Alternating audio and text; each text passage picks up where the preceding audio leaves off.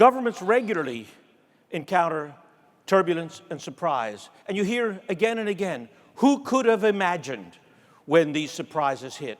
But the truth of the matter is, they are foreseeable. We can anticipate change, and we can actually do something about it. 9/11, the attack on New York City, was perhaps the most anticipated surprise. Again and again, our government said, who could have seen? 4 different teams in the United States saw it coming. Why? Because in 1993, a similar attack occurred. And 4 years later, Mr. bin Laden said, I will send a storm of aircraft into your towers. What might he have meant by that?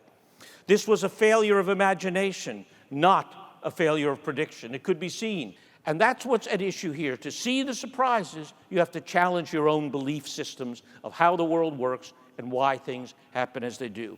Now, the next slide I'm going to show you is probably the costliest slide in business history. And I mean that literally.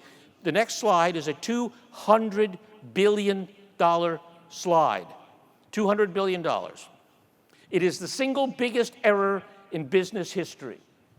The reason this slide looks kind of funky and crude is that it was a slide done at IBM in 1980 when they were making a decision about a new product they called the personal computer.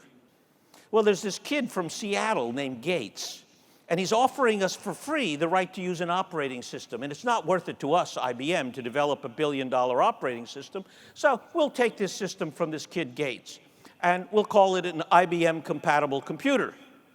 It was at that moment that IBM almost lost its future. And this slide is why Bill Gates is the richest man on earth, because IBM had an old mental map that people would not want personal computers. They couldn't imagine what people could do. They failed to see the big surprise that would transform their industry.